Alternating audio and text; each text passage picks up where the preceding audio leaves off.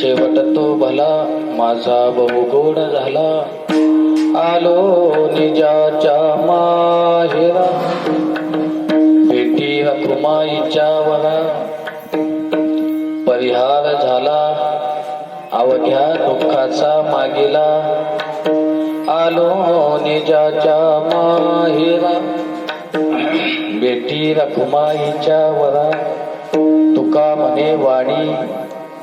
तुका म्हणे वाणी गेली आता घेऊ धनी. आलो निजाच्या माहेरा भेटी रखुमाईच्या वरा. विठाला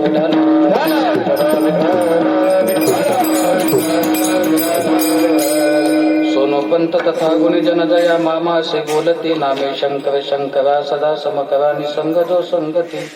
पुण्य श्लोकीचा पुण्य नगरीचा मोती खरा शोभतो. ऐशा संतवरा सदा समकरा दांडेकरा वंदितो. कलावन्य जीवोद्धरा अर्थावतारम कलंकांक तेजोधिका मोदी वक्र. खलानीश वादापनो दारदीक्षम समाधिस्तमवतीं भजे ज्ञानदेव. ओम नमो ज्ञानेश्वरा करुणाकर दयाळा. तुमसानुग्रहाला धलो पावन झालो चराचरी. नमो विठ्ठला राजया पांडुरंग. नमो रुक्मिणी माऊली ज्ञान गंगा. नमो पुंडलिका नमो चंद्रभागा. नमस्कार माझा रुक्मिणी पांडुरंगा पंढरीच्या देवरा.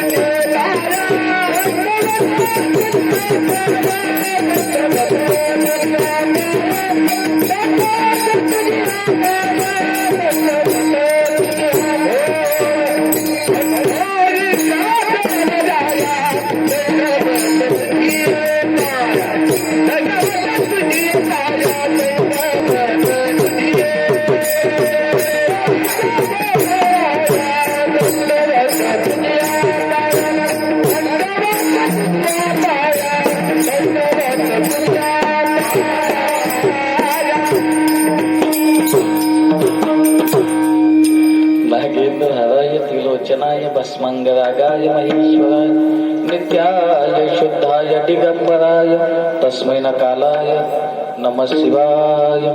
शरविंदु समाकाले परब्रह्म स्वरूपिणी वासरात स्फित निलये सरस्वती. नमोस्तुते विठाला विठाला.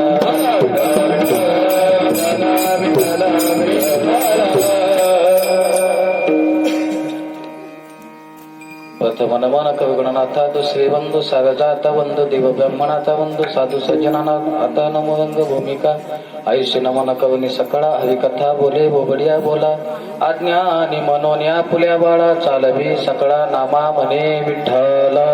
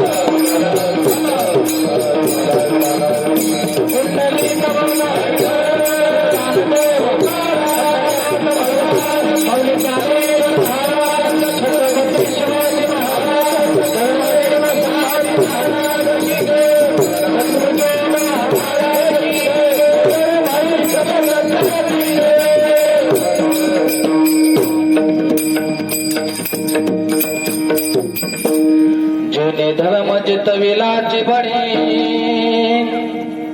तो संभाजी जानन वाडी तया छत्रपतीची चलन कमळी साष्टांग नमन करीत सो आता हृदय या फुले चौपाळून या भले वरी पावले श्री गुरूंचे तेच नमस्कारून आता शेवट तो भला माझा बहु गोड झाला आलो निजाच्या माहेरा बेटी रखुमाईच्या वरा प्रस्तुत प्राप्त प्रसंगी कीर्तन रूपे सेवेकरता निवडलेला भंग वैराग्याच्या परमवती वारकरी संप्रदायाचा परमोच्चमान बिंदू बिखरलेला वारकरी संप्रदायाच्या महात्म्यानं एका रांगेत आणून बसवला असे वैराग्यवंत देहू निवासी श्री जगद्गुरु तुकोबराय यांचा 4 चरणाचा अभंग असून स्वानुभूतीपर अभंग आहे. स्वतःचा अनुभव या अभंगामध्ये महाराज प्रतिपादित करतात. काय अनुभव सांगतात तर माझा शेवट गोड झाला असा अनुभव सांगतात. विडाला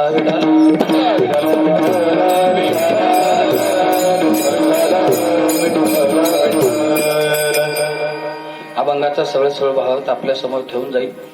जगद्गुरु तुकोबराय सांगतात, ऐका, ज्याच्यासाठी जीवनरूपी यज्ञ केला, ज्याच्यासाठी आयुष्य ज्याच्यासाठी जटलो, त्यास काम माझं पूर्ण झालं. आणि सांगू, काम पूर्ण झालं की माणसाला आनंद होतात.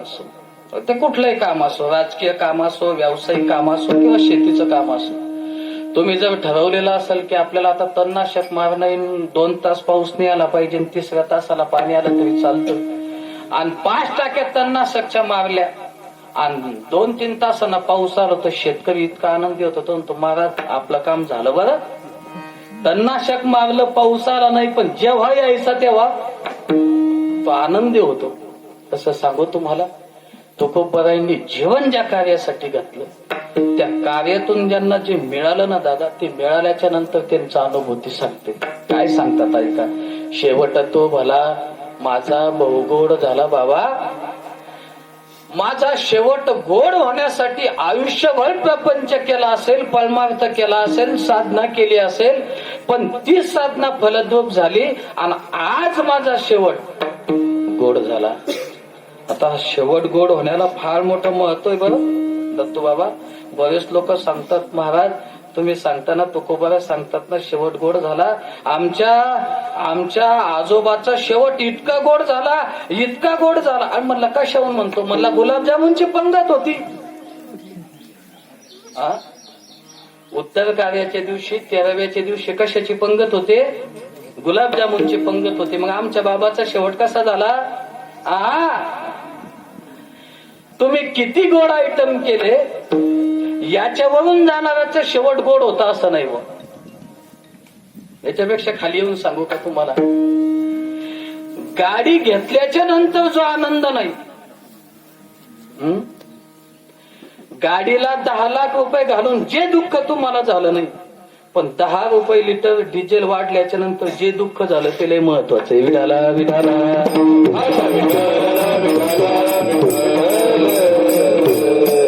पहा, जरा बारीक चिंतन करा. मी काही फार असं म्हणजे तत्व सांगणारा महाराज नाही, मी अगदी साधारण तुमच्यातलाच व्यक्ती आहे.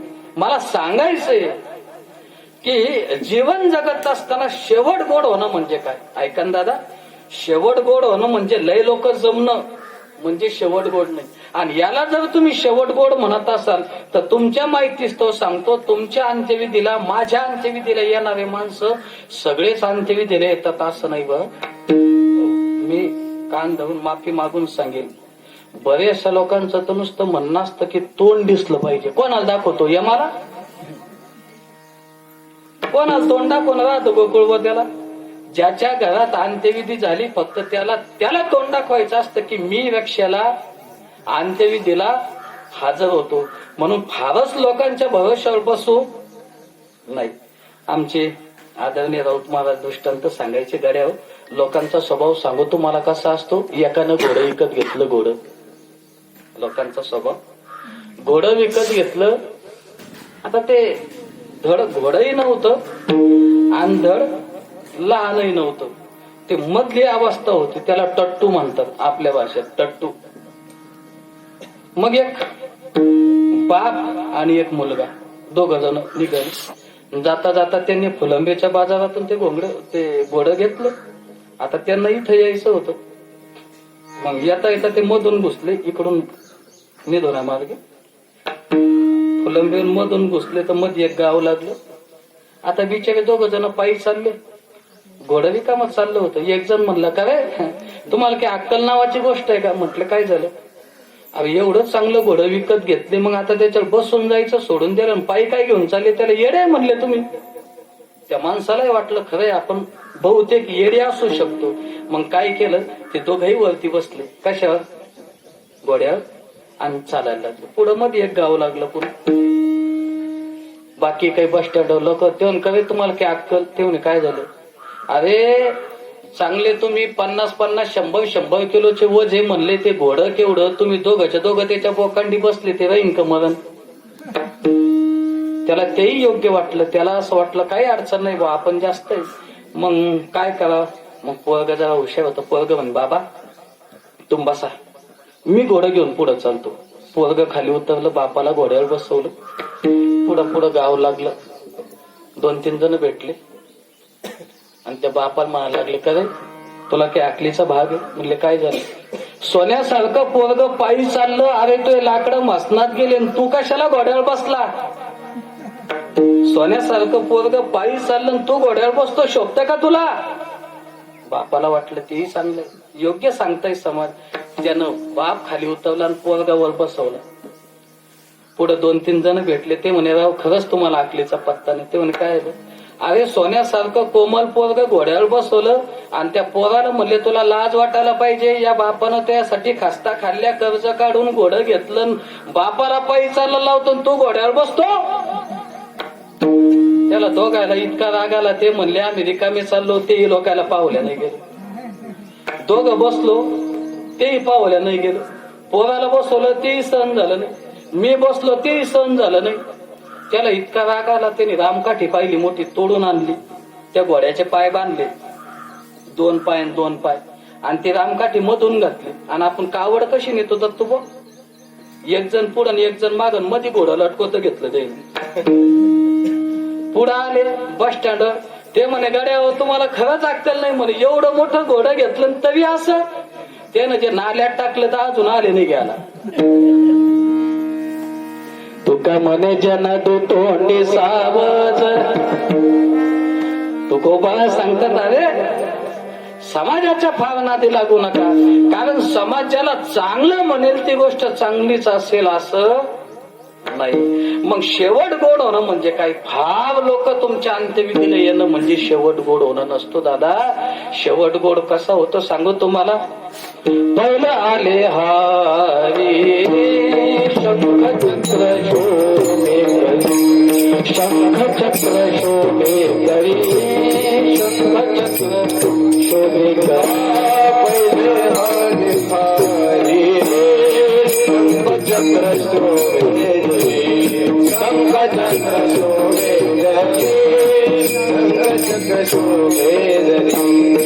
दादा शेवट गोड होणं म्हणजे काही तर सोप्या भाषेत सांगेल, ज्या व्यक्तीला नेण्यासाठी स्वतः देव येतो त्या माणसाचा शेवट गोड होतो. आपल्याला कोण येतं घ्यायला? बोला बोला, आपण आपलेच आहे. कोण येतं घ्यायला आपल्याला? यम? नक्की नक्की. अहो यमाकडे तितका वेळ नाही. आपल्याला कोण येतं घ्यायला सांगू? अहो आपल्याला यमाचे सुद्धा ठेवलेले दूत येतात. दूत शिपाई म्हणतात त्याला. म्हणजे यमाची आपली इतकीही योग्यता नाही की आपल्याला घ्यायला कोणी. यम आपल्याला घेण्यासाठी दूत येतात, दूत सेवक येतात. तर देव कुठं राहिला दादा? पण जर शेवट गोड करायचा असेल तर तो देव आपल्याला घरी घ्यायला यायला पाहिजे. विडाला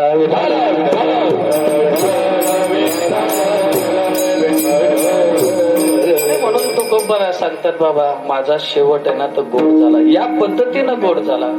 मग महाराज नेमका गोड झाला म्हणजे आलो निजाच्या माहेरा बेटी रखुमाईच्या वा. महाराज नेमका गोड झाला याचं कारण काय?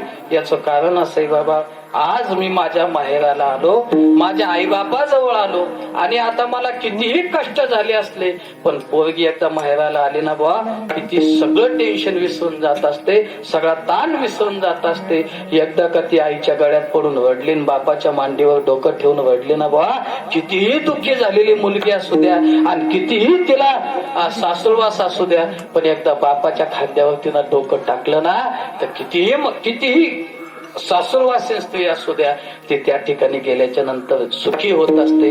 तसं महाराज म्हणतात, आता आम्ही आमच्या निजेच्या म्हणजे स्वतःच्या माहेरी आलो. मुक्ताबाई सुद्धा एका ठिकाणी म्हणतात पहा, बाई बाई जाते ग माहेराला, बाई बाई जाते ग माहेराला. कुठं जाणार बाई?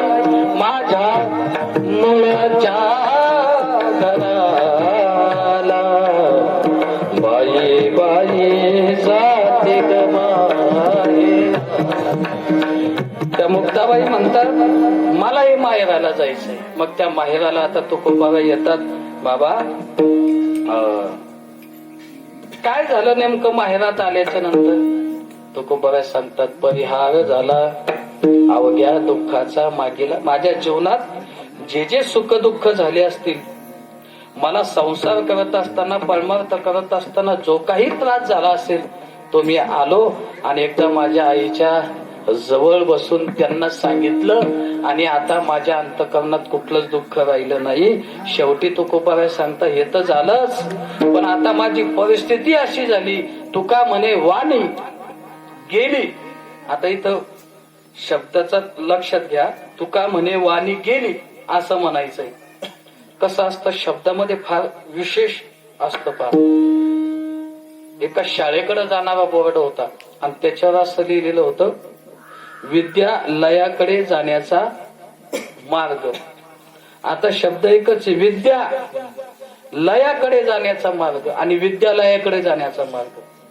विद्यालयाकडे जाण्याचा मार्ग म्हणजे जिथं गेल्याच्या नंतर तुमची विद्या संपून जाणार आहे, असं विद्यालयाकडं. आणि विद्यालयाकडं विद्यालय म्हणजे विद्येचं घर असं आहे. म्हणजे दोन फायदा असतो बोलण्यात.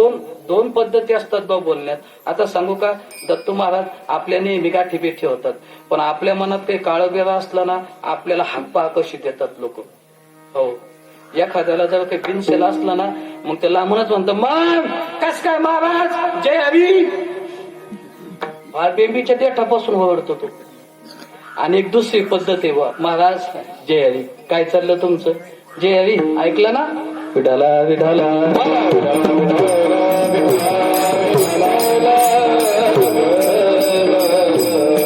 दोन पद्धती आहे, एक चांगली आणि एक वाईट पद्धत आहे. तसं तुका म्हणे वाणी. वाणी या शब्दाचे दोन अर्थ सांगता येते, विठाला विठाला.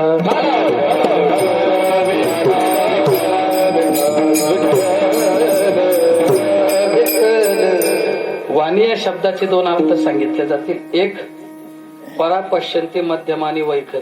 आपण जी बोलतो ती वैखरी वाणी. तुकोबारांची तीही वाणी गेली का, ज्या ठिकाणी देव भेटला, देव भेटल्याच्या नंतर आता बोलणंही शिल्लक नाही आणि बोलायचा विषय शिल्लक नाही, म्हणून ती वाणी गेली. आणि या वाणीचा दुसरा एक शब्द असा आहे, अर्थ असा आहे, वाणी म्हणजे कमतरता. कारण एका ठिकाणी माऊली ज्ञानोबाबांचं प्रमाण आहे पहा, कल्पतरु तळवटी जो कोणी बैसला, काय वाणी त्याला, जो कल्पतरूच्या खाली बसला त्याला काय कमी आहे. तसं तुकोबाबा सांगतात, माझी वैखरी वाणी तर गेलीच, पण याचा दुसरा अर्थ पुन्हा असा लावता येईल की आता मी स्वतःच्या भगवंताच्या ठिकाणी आल्यामुळं तुका म्हणे वाणी, माझी सगळी कमतरता गेली आणि आता काय राहिलं तर तुका म्हणे घेऊ धनी. धनी म्हणजे मालक. विढाला विढाला.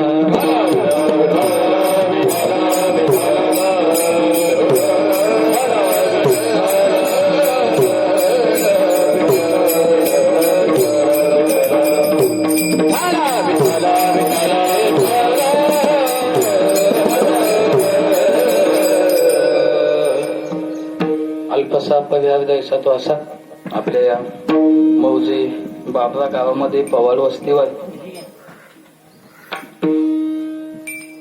एक सुंदर असं स्वेजोळ असं वारकरी जीवन म्हणता येईल. कैलासवासी कासाबाई बापूराव पवार यांच्या वर्ष श्राद्धाच्या निमित्तानं आपली आजची ही सेवा आहे. ज्यांच्या माध्यमातून आले ते खुशालराव दादा पवार आणि मुलगी लीलाबाई दाभाडे, ज्यांच्या माध्यमातून माझ्यासारख्या एक अल्पज्ञाची सेवा या ठिकाणी होते. आमचे दत्तू बाबा, फार सगळा चांगलं कुटुंब आहे बा तुमचं. आणि सांगू, तुमचं बाबऱ्याचं पवार कुटुंब इथंच नाही तर सगळ्या महाराष्ट्रात ते गाजलेलं आहे. मग भजनाच्या माध्यमातून असेल, कीर्तनाच्या माध्यमातून असेल, फार दिग्गज मंडळी तुमच्या या पवार घराण्यानं बाबऱ्यानं सगळ्या महाराष्ट्राला फार मोठ्या मोठ्या दिग्गज व्यक्ती या पूर्ण पवार समाजाने या ठिकाणी दिल्या. म्हणून मला असं वाटतं जात असताना आजी सुद्धा फार आनंदी होऊन गेले असतील. कारण सांगू तुम्हाला, माझ्या मुलांनी किंवा माझ्या घरच्यांनी माझ्यासाठी किती मोठा बंगला बांधला याच्यापेक्षा सांगू तुम्हाला, जात असताना माझी सेवा किती केली याच्यावर पूर्वज हे आशीर्वाद देत असतात. आणि सांगू, 1 वर्ष झाला बा, 1 वर्षाच्या नंतर सुद्धा आपण आपल्या मातोश्रींची जी स्मृती आहे ती आपल्या हृदयात ठेवत ठेवली. ही पाहिल्याच्या नंतर निश्चित आमच्या आजी आज तिथून आशीर्वाद देत असतील. तुका म्हणे पितृ आशीर्वाद दे, तुका म्हणे पितृ आशीर्वाद दे, तुका म्हणे पितृ आशीर्वाद दे, तुका म्हणे पितृ आशीर्वाद दे, या आईची तुला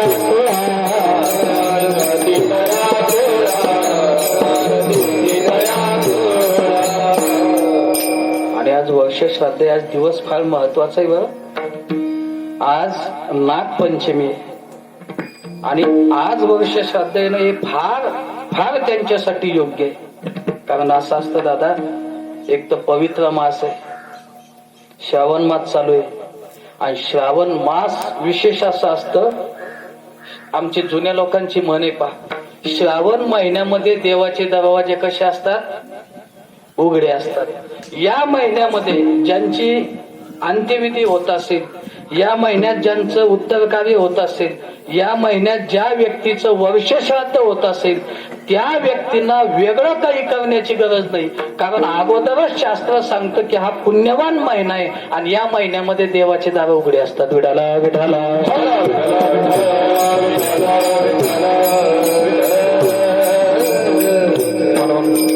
आजीच्या स्मृतीला ही सेवा आपल्याला समर्पित करायची. आणि मी माझ्या अभंगाकडे वळण्याचा प्रयत्न करतो. धन्यवाद देईल आमच्या पवार महाराजांना. दोघही माणसं आमचे, पवार बाबा, कैलास बाबा असतील, दत्तू बाबा असतील, फार मोठे मोठे माणसं आहे महाराज. आपण यांच्या समोर उभं राहणे म्हणजे जसं एखाद्या टिटवीनं समुद्रातून पाणी काढून फेकायचं आणि मग टिटवीनं म्हणायचं, पाहिलं का आता येणाऱ्या 2 दिवसात हा समुद्र मी रिकामा करणार आहे. शक्य आहे? अजिबात नाही बा. पण सांगू, मोठे माणसं कधी मोठे असतात? कसं मोठे माणसं, लहान माणसांना जे मोठे माणसं म्हणतात, लहान माणसाला जे लोक मोठे करतात ना, तेच लोक मोठे असतात. त्याच बाबतीतले आणि त्याच पद्धतीतले आमची दोन्ही माणसं. विडाला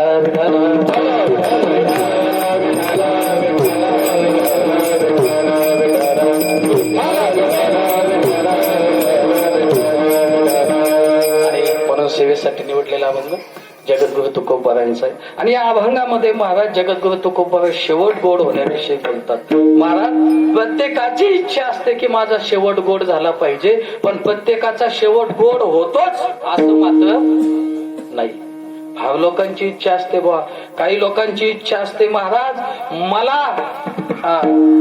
मला एखाद्या तीर्थक्षेत्रावर मरण आलं पाहिजे. मी अशा माझ्या काही उदाहरणं पाहिले बाबा. शेवटच्या काळामध्ये मरण्यासाठी ते तिथे राहिले, पण काही निमित्तानं घरी आले आणि घरी गेले. त्यांचं नशीब असतं दादा, पण प्रारब्ध माणसाला बदलता येत नाही. आणि तुम्ही किती बदलण्याचा प्रयत्न करा, फक्त जीवन चांगलं ठेवा बा. तुमचं जीवन जर चांगलं असेल ना, मी तर या मताचा माणूस आहे, तुम्ही एखाद्या ओढ्याच्या काठावर झोपडी बांधून राहत असेल आणि तुम्ही त्या झोपडीमध्ये जर तुमचा जीव गेला असेल, पण जीव जात असताना जर भगवंताचं नामस्मरण अंतःकरणात असलं ना, तर ती पंढरी आहे दादा. तोच पांडुरंग तिथं उभा आहे. म्हणून मला असं वाटतं भीष्माचार्यांनी मागताना देवाला फार काही जास्त मागितलं नाही. देव पायथ्याशी उभा आहे. आणि भीष्माचार्यांनी सांगितलं, देवा मी तुझं काम केलं, माझं काम. म्हणले बोला, मला तुझ्याकडे काही मागणी मागायचे. काय मागा ना. त्यावेळेस भीष्माचार्यांनी फार सुंदर सांगितलं. देवाला असं वाटलं होतं हे ब्रह्मपद मागतील, इंद्रपद मागतील, पुढचा चांगला एखाद्या उच्च कुळामध्ये जन्म मागतील. पण भीष्माचार्य होते बहुते. भीष्माचार्यांनी काय मागणी मागितली सांगू? इतना तो करना स्वामी जब प्राण तन से निकले, श्री गंगा जी का तट हो और बंसी बट हो. इथं सगळ्यात महत्वाची, मेरा सावरा निकट हो तब प्राण तन से निकले. देवा माझ्या देहातला प्राण जेव्हा जाईल ना, माझ्या अंतःकरणामध्ये कोई रोग ना सतावे, यम दर्शना दिखावे. जब प्राण तन से निकले. देवा जेव्हा माझा जीव जाईल ना, मला यमानं दर्शन द्यायला नको. माझ्या जीवनामध्ये घडलेले पाप पुण्य माझ्या डोळ्यासमोर दाखवायला. कारण सांगू दादा, माणूस मरत असताना जरा बारकाईनं लक्ष द्या बरं. जे उशाला बसलेले असतात ना, ते त्याचे डोळे पुसत असतात. डोळे काय कारण डोळे पुसायचे? आपण जीवनात जे केलं ना बुवा, आता काही करा, माणसाकडे पैसा असतो, तारुण्य असतं, सगळं माणूस अहंकारात जीवन जगतो. मला काय कमी आहे? आपलं अख्खं गाव नादी लागत नाही. लोकांना माहिती, याच्या नादी लागून फायदा काय? पण माणूस उन्मत्तेत जीवन जगतो. मग आपल्या गाव नादी लागत नाही. आपली गाडी जर गावातून निघली तर कोणी हात देत नाही. तीन कशाला? लोकांना माहिती ना, त्याला हात तोडून घेऊन जायला बसला गाडी सोबत. इतक्या अहंकारात जीवन जगता दादा हो. पण ऐका ना, एक दिवस अहंकाराचा फुगा फुटला ना बा, फक्त अंधार असतो. अंधार काय नव्हतो रावणाकडं. आपल्याकडे तर काहीच नाही ना. रावणाकडे जे बसायला विमान होतं त्याला डिझेल आणि पेट्रोलची गरज नव्हती. त्याला पुष्पक नावाचं विमान म्हणतात. हो, रावण ज्या गादीवर बसायचा, ज्या सिंहासनावर बसायचा, ते 20 मनाचं सोन्याचं सिंहासन होतं. किती मनाचं? आता मला एवढा हिशोब नाही सांगता ना बा. घरी गेल्यावर लावून घ्या, 1 किलो 2 किलो कितीचा मन. घरी गेल्यावर जुनी भाषा आहे. 20 मनाचं सोन्याचं सिंहासन. पुन्हा आज ज्या सिंहासनावर बसला, उद्या ते सिंहासन वापरायचं नाही. वर्षाचे दिवस किती? आपल्याकडे किती आहे? मग तेव्हा बी तेवढेच होते. सांगायला काही अडचण नाही. 365 दिवस. 365 दिवसाचं 365 सिंहासन, 20 मन सोन्याचे. आता हिशोब घरी गेल्यावर लावा तुम्ही. इतका हिशोब लावला तर मला घाम फुटत, म्हणून मी काही लावत नाही. याच्या पुढे जाऊन सांगतो. त्याचा मुकुट जो होता तो 1.25 किलोचा मुकुट होता सोन्याचा. 1.25 किलोचा. एकदा फेकला की पुन्हा तो कशाचाच वापरात घ्यायचा नाही. तो रावण. पण नडला कशानं सांगतो अजून पुढे ऐका. 80,000 बायका. किती? त्याचा आता कौटुंबिक सांगतो, त्याची कौटुंबिक व्यस्तता सांगतो. 80,000 बायका. हे फक्त ऐकायचा. तसं आता एकही भेटणं मुश्किल आहे, पण फक्त ऐकत जा. माझं एकान कीर्तन ऐकलं ते घरी गेलं. म्हण बाबा, अरे ते मिसळ महाराजनं सांगितले रावणाला 80,000 होत्या. म्हण मग बाबा तुमचं काय म्हणणं आहे? मग मी करू का दुसरी? त्यानं रूम न काढलं. ते म्हण मला मारतो काय? म्हणले तुला नाही, ज्यानं सांगितलं त्याला पाहतो. हे फक्त ऐकत जा. आणि तुम्हाला सांगतो बा, जुना काळ गेला आता.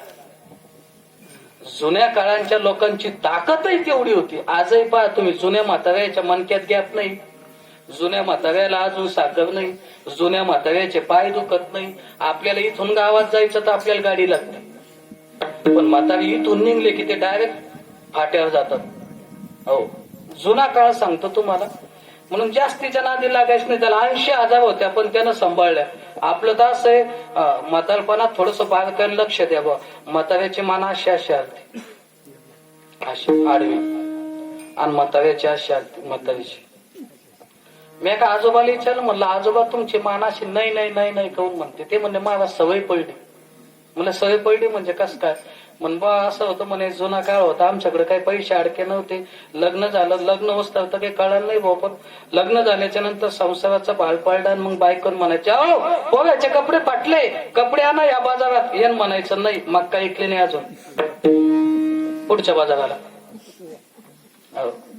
तिने सांगायचं महाराज हे किराणा संपला, किराणा 1000 रुपयाचा किराणा ना. त्याने सांगायचं नाही नाही, माझ्याकडे फक्त 200च्या हप्त्याभराचा आणतो. ते आयुष्यभर नाही नाही म्हणलं, ते मरताना सुद्धा असं करतो बा म्हातारे, आणि म्हातारे असे करते.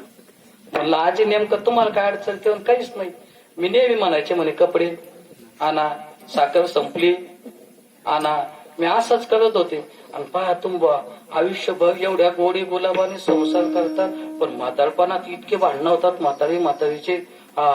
चुकून उकून चेहऱ्यावर जर पडलास तर मारक्या बाईला सारखेच पाहते दोघे एकमेक. आणि संसाराची सत्यता आहे बा. मी सांगेन 80,000 बायका, 1,00,000 पोरं. किती? 1,00,000 पोरं. मी रामायण सांगतो थोडं 2 मिनिटात. 1,00,000 पोरं. बरं ते पोरं सुद्धा असे होते, ते काय आपल्यासारखे नव्हते. आपल्या पोराला जर आपण सांगितलं ना, बाळ्या पाहुणे आले, एक तांब्याने एक गल्लाच भरून आण, ते म्हणतात थांबा एवढा डोरेमॉनचा भाग होऊ द्या. आपले पोरं, पण त्याला सांगू इंद्रजितासारखा, मेघनाथासारखा त्यांचा मुलगा. 80,000 होते, पण इंद्राला सुद्धा त्यानं जिंकून आणावं, त्याचं नाव इंद्रजित. आणि 1,00,000 पोरं, 1,00,000 नातू, एवढा कुटुंब. बरं ते काय असे नव्हते आपल्यासारखे. महाराज ते इतके हुशार होते, ते सुद्धा 33 कोटी देव बंदिवासात टाकल्याच्या नंतर या सगळ्यांनी त्या देवांची रखवाली करायची, त्यांना कामं सांगायची, एवढे मोठे होते. आमचं लय अवघड आहे बा. बस शाळा बंद झाल्यापासून तर इतके बय ऐकले आपले, अवघड आहे महाराज. ते खाली जळगाव साईडला कार्यक्रमाला गेलो, आता काही गाडी गेली नव्हती, तेव्हा आपलं फेटा बॅग मध्ये टाकला गेलो. असं कीर्तन होतं 9, 9:30 वाजता. ज्यांच्याकडे कीर्तन होतं तिथं स्नानासाठी गेलो, स्नान केलं, बाहेर आलो तर ते पिशी उचकत होते एक जण, नाही पेट्याची पिशी. आता तिथे मोठा माणूस होता, त्याला म्हणलं का हो, अरे तुमच्या पोराचे हे संस्कार आहे का? ते नाही म्हणे, महाराज शेजारचं खेळायला येले. म्हणलं मग तुमचं ते काय? म्हणलं तुमच्या बुटात मुतू राहिलं.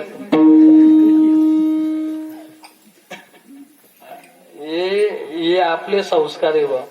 पण रावणाचे ज्यांनी 33 कोटी देव बंदिवासात टाकले, असे नातू, 1,00,000 नातू.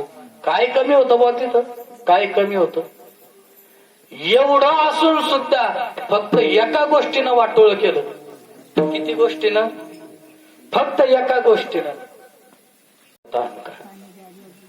ज्या दिवशी शूर्पणखा गेली आणि शूर्पणखेनं सांगितलं, दादा अरे इथं काय बसला, माझं नाक कापलं दोघांनी. बाई कोण होते नाक कापणार? कोणीतरी वनवासी होते. पण बिभीषणानं सांगितलं, हिच्या शब्दावर भरोसा ठेवू नको, ही कोण आहे? ही शूर्पणखा आहे, हिच्यावर भरोसा ठेवू नको. आणि त्यानं भरोसा नाही ठेवला. मग बिभीषणानं सांगितलं, तो देव आहे बरं, त्याच्या नादी लागू नको. पण आता ऐका इथं अहंकार कसा नटला. रावणानं बिभीषणाचं तोंड दाबलं, सांगितलं तो देवासन देव, पण त्याचे बाप लोक माझ्या बंदिवासात पडले, इतकाचा अहंकार नडला. आणि शेवटी एवढा असून सुद्धा तो कोपरा सांगता, सांगा ते कवडी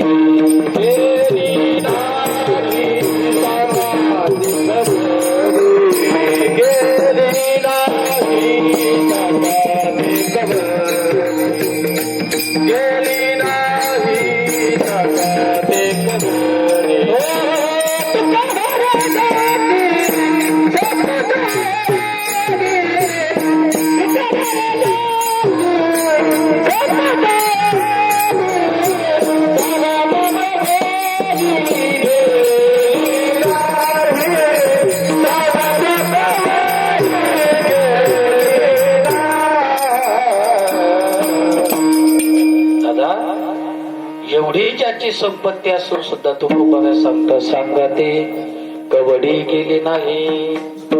मग महाराज एवढ्या मोठ्या माणसाला जर अहंकार नडत असेल, मग आपल्यासारख्या माणसानं अहंकाराचा भोगा का घेऊन फिरावा? आणि म्हणून मला असं वाटतं, आपला शेवट गोड होत नाही याचं कारण आपण अहंकारापासून लांब जात नाही. विडाला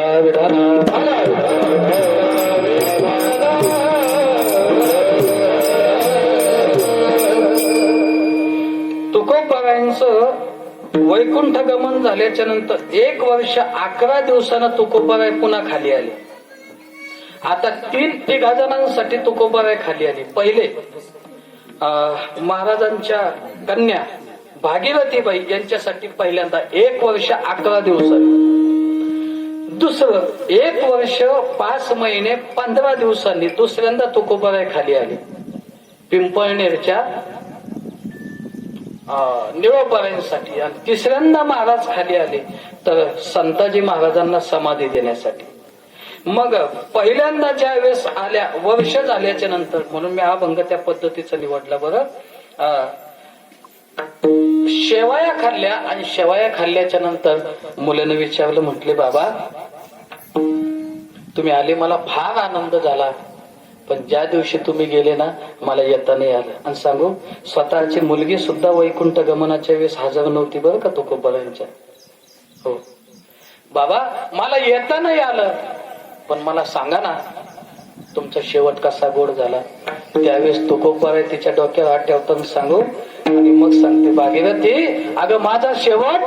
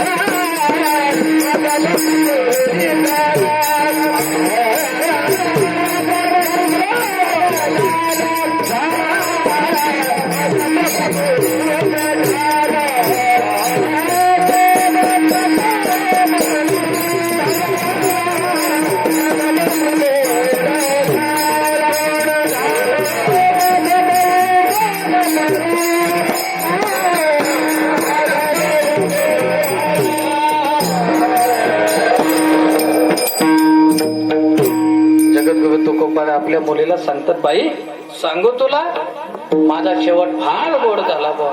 आणि जाता जाता सांगतो का असं तुकोबाराय म्हटले असतील. आता याचं कारण सांगतो. जीव गेल्यापासून तर वर्ष श्राद्धापर्यंत बरेचसे लोक म्हणत असतील, महाराज आता उत्तर कार्य झालं, आम्ही त्यांचं फार चांगलं केलं, आता त्यांना मुक्ती मिळाली असेल. असं जर वाटत असेल तर सावधान, 1 वर्ष श्राद्ध झाल्याशिवाय त्या जीवाची मुक्ती होत नाही. मग नेमकं काय होतं या 1 वर्षामध्ये, का तुकोबाराय गोड झाला असं म्हणतात. आता 2 मिनिटात चिंतन ऐका वर्ष श्राद्धाचं. ज्या दिवशी जीव जातो ना बा, ज्या ठिकाणावर जीव गेला, ज्या ठिकाणावर जीव गेला त्या ठिकाणी 5 पिंड पाडावं लागतात.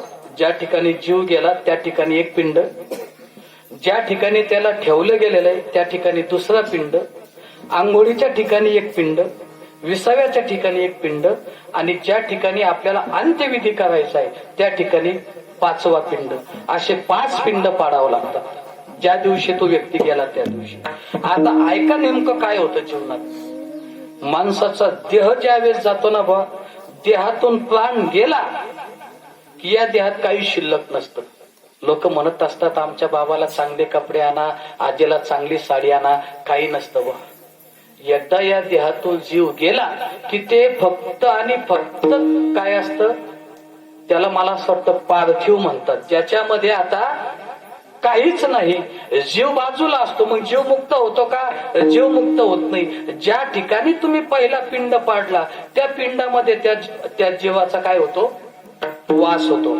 मग तो जीव त्या पिंडामध्ये येतो आणि मग सगळी रडारड चालू होते. सगळे लोक वगैरे जमा होतात आणि मग असं सांगितलेलं आहे गरुड पुराणामध्ये, ज्या वेळेस घरामध्ये अंत्यविधी होईल ना दादा, रडू नका.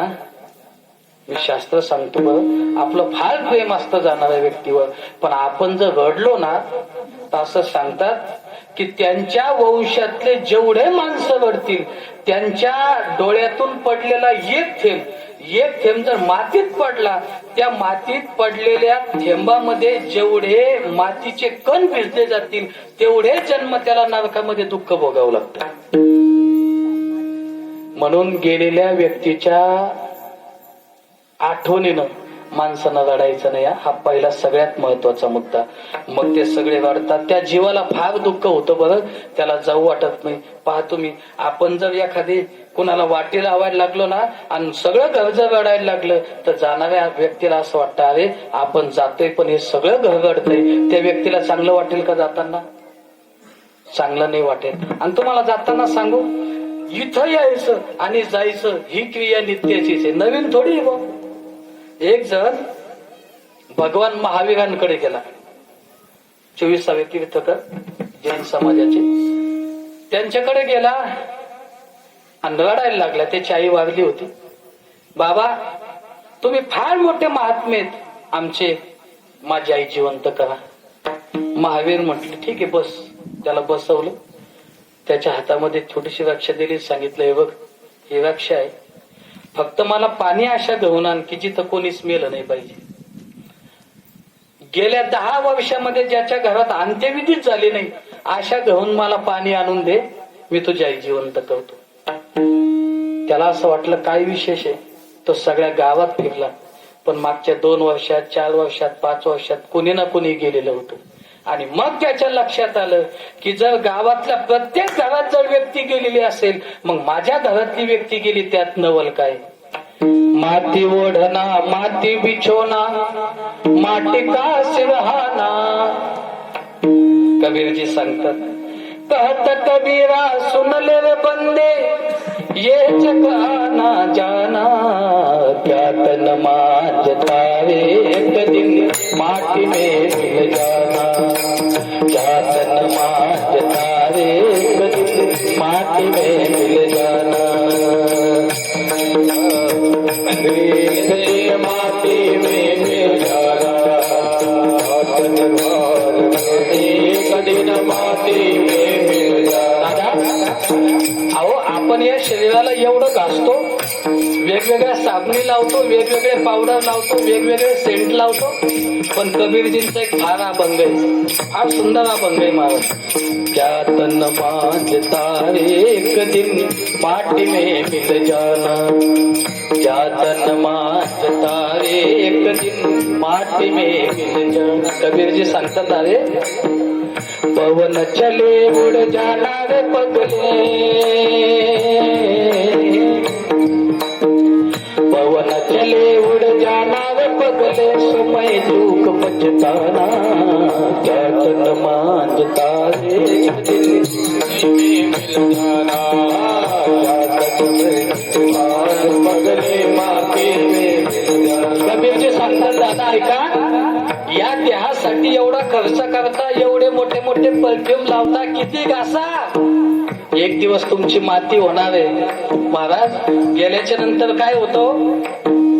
चार जना मिल गडी बनाई, चार जना मिल गडी, जुना शब्द आहे, गडी म्हणजे घर. हे चार जना मिल गडी बनाई, चढ़ा काठ की डोली,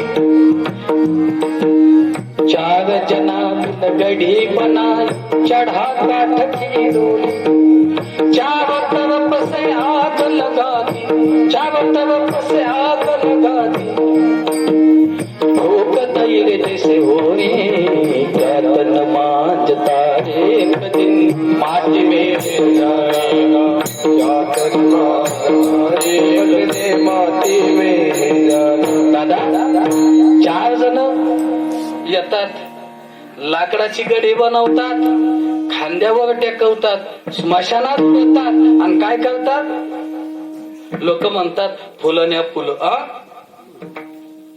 मी एकाला विचारलं, म्हणलं करे अंत्यविधी कुठे? ते काय महाराज फुलं टाकेले. म्हणलं गुलाबाचे असतील, झेंडूचे असतील, लय गरीब येतं, कमीत कमी घरातले कुठल्या तरी झाडाचे असतील. कशाच फुलं होते बाबा? दत्तू बाबा येड्या बाबडीचे फुलं कशाचे होते? अहो लय श्रीमंत असन तर चंदनाचे. लोक पाल किती खोटं बोलतात. इथं बी लोक म्हणतात महाराज फुलं टाकले, फुलं हवे, ते लाकडाचे फुलं. म्हणणं इथं म्हणू नको. चार जना मिल गडी बनाई, आणि मग चौघाच्या खांद्यावर जातात आणि त्या लाकडावर ठेवतात आणि कबीरजी सांगतात, चारों तरफ से आग लगा दी, भूख दैर जैसे हो. दादा चौकडून आग लावतात, एकीकडून नाही लावत, चौघीकडून लावतात. चौघीकडून सगळीकडून पेटला पाहिजे ना. जोपर्यंत जिवंत आहे ना दादा, तोपर्यंत काय पळमार्थ करायचा करून घ्या गाड्या. एकदा माणूस गेल्याच्या नंतर लोक अग्नी डागच देणार आहे. विठाला विठाला.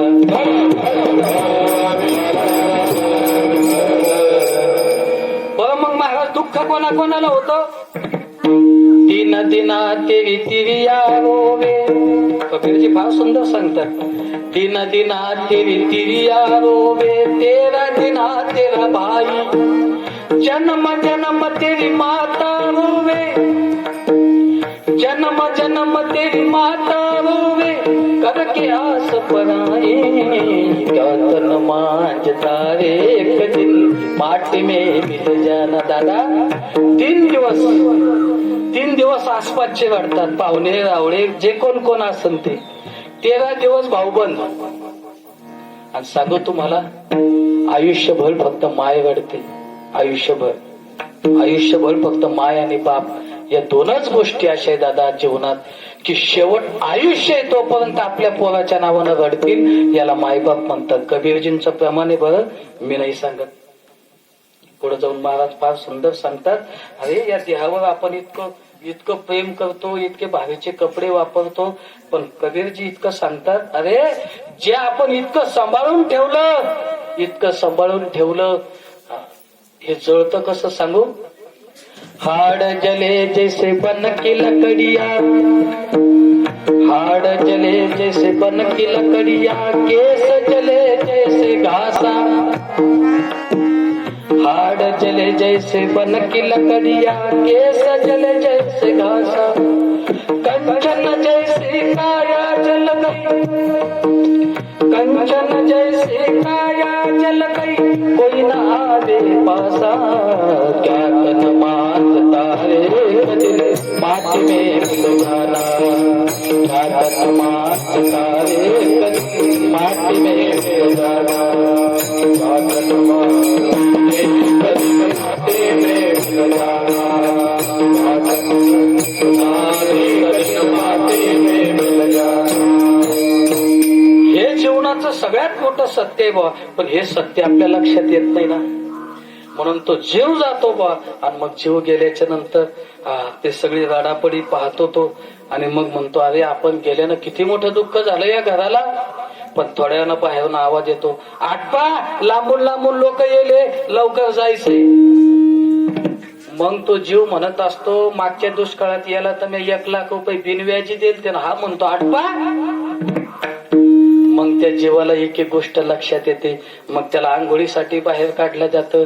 बाबा आंघोळीसाठी पाणी, लोक इतकं चेक करून घेतात आंघोळीचं पाणी. हो, चटका नाही बसला पाहिजे, चटका. असं वाटतं तुम्हाला? अहो कधीतरी 2-3 तासाचं चुलीवर पाणी ठेवलेलं असतं ते, आणि मग ते तसंच पाणी घेतात, त्यांना आंघोळ घालतात. मग त्याला किती चटके बसले, तो किती कणला, याचा काही गणित नसतं तेव्हा. आणि मग त्याला विशेष असं बा, त्यावेळेस जी साबण वापरली ती साबण सुद्धा घरात नेणं जमत नाही.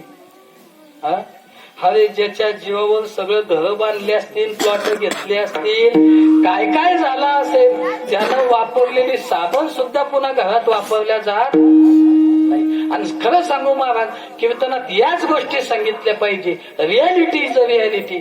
जे खरंय ना तेच खरंय, खोटं सांगून फायदा नाही. विडाला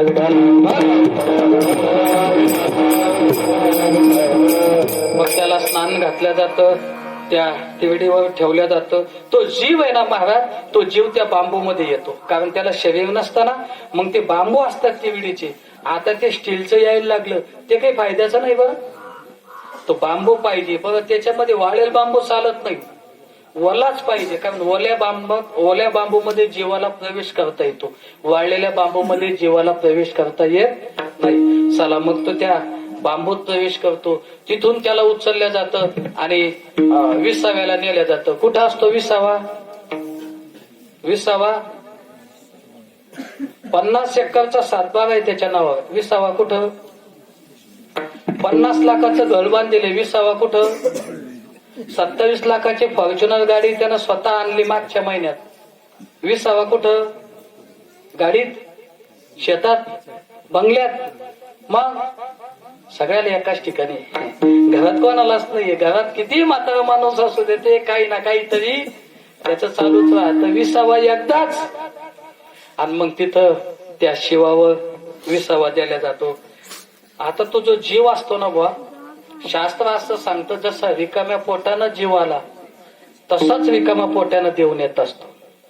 एखादी भाग्यवान असतो की जो जेवण करून जातो. आयुष्यात जर परमार्थ केलेला असेल, अन्नदान केलेलं असेल, काही चांगले कामं केले असेल, तर तोच फक्त भरल्या पोटानं जातो, नाही तर सगळे रिकाम्या पोटानं जातात बुवा.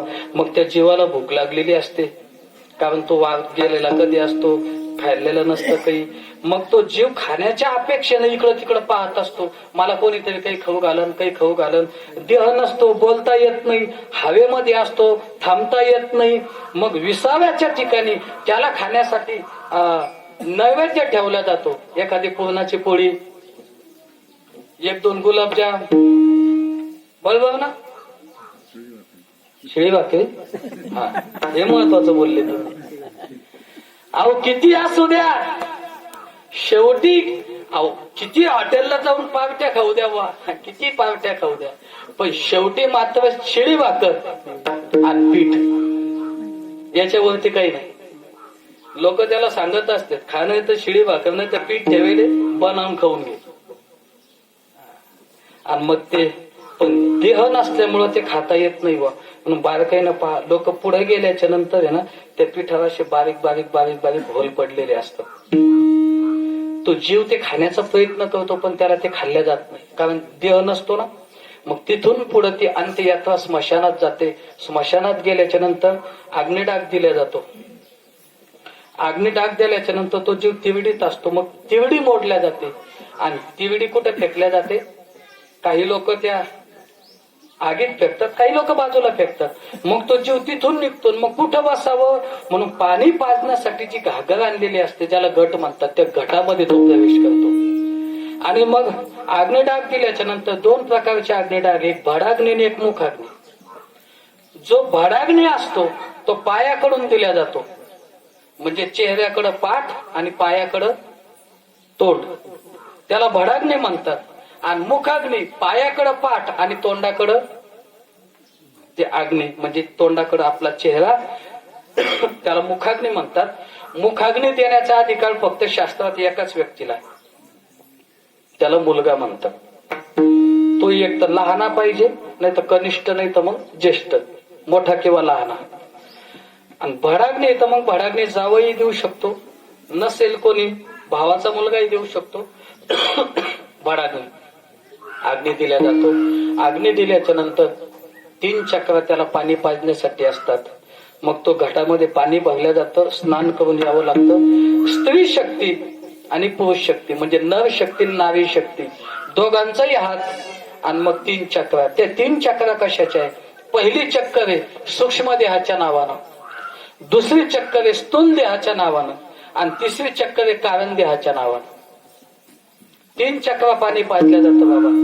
पुन्हा पाणी पाजल्याच्या नंतर तो जो दगड असतो, दगड मारायचा, तो सुद्धा फार अनुभवी लागतो बघ. याकरता असा दगड मारला त्यानं पहिल्याच दणक्यात घागर तर फोडलीच, पण पाणी पाजणाऱ्याचं डोकंही फोडलं. हो, त्याला अनुभवी माणसं लागतात हा. कोणी दगड घेऊन नाही फिरत त्याच्या पाठीमागे. आणि मग ते घागर फोडल्या जाते, असं पुढं पाहिलं जातं. पायाकडे ती घागर फोडल्या जाते आणि फोडून बोंब मारावं लागते. कोणाच्या नावानं? आई किंवा वडिलाच्या नावानं. महाराज सुद्धा एका ठिकाणी सांगतात, फिरविला घट फोडीला चरणे,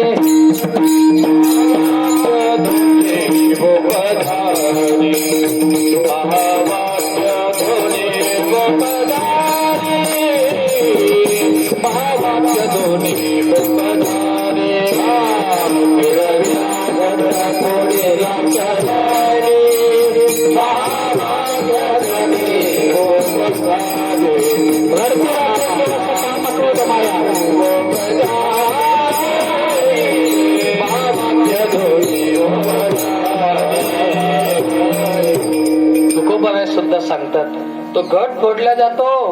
आणि महाराज सांगतात, फिरविला घट फोडीला चरणी, महावाक्य ध्वनी ओप झाली. आणि मग ते बारीक बारीक त्याचे तुकडे केले जातात. त्याच्यात जर पाणी साठलं त्या मडक्यामध्ये, त्या घटामध्ये, आणि ते जर एखाद्या पशुनं पिलं तर त्या पशुचा सुद्धा जीव ते पाणी घेऊ शकतं, एवढं जहाल राहतं ते. म्हणून ते कोणाच्या ओलांडल्यात नाही आलं पाहिजे वगैरे, त्याचे बरेचसे कारण त्या स्कंद पुराणामध्ये मला स्वतः सांगितलेले कार्तिकेय स्वामींनी. आणि मग ते फोडलं जातं. मग तो जीव आहे, तो जीव महाराज त्या ज्या दगडानं पाणी पाजलं का, ज्यानं तो होल पाडला, त्याला वखऱ्या म्हणतात. तुमच्याकडे काय म्हणतात? त्याला आश्मयी म्हणतात, काही ठिकाणी वखऱ्या म्हणतात. तो दगड कोणाच्या हातात नाही पडू द्यायला पाहिजे. कारण अथर्ववेद नावाचा वेद आहे 4 वेदांमध्ये, आणि त्याच्यामध्ये सगळं हेच सांगितले, ताना टोटका जारण मारण. आणि तो दगड जर भेटला, ते विचित्र माणसाच्या हातात पडला, तर तो जीव कधीच मुक्त होऊ शकत नाही दादा. म्हणून तो दगड ज्यानं मारला त्यालाच माहित असतं कुठं ठेवलेला. आणि मग रक्षेच्या दिवशी तो दगड घेतला जातो, रक्षा सावडल्या जाते. आता पाहनबा ज्या ठिकाणी माणसाला जाळल्या जातं, अग्निटाक दिला जातो, ती जागा सुद्धा पवित्र होती. काय माणसाच्या जीवनात पवित्र? काहीच पवित्र नाही महाराज. माणूस ज्या देहाच्या भरोश्यावर उड्या मारतो ना, हे काहीच चांगलं नाही. अहो, एका ठिकाणी तर मदालसा नावाचं चरित्र येतं. आमच्या माऊली ज्ञानोबांनी फार सुंदर सांगितलं. ती मदालसा आपल्या पाळण्यात टाकलेल्या बाळाला उपदेश करते, बाळा अरे तुझा बाप राजा असन, पण मी तुला सांगतो तू राजा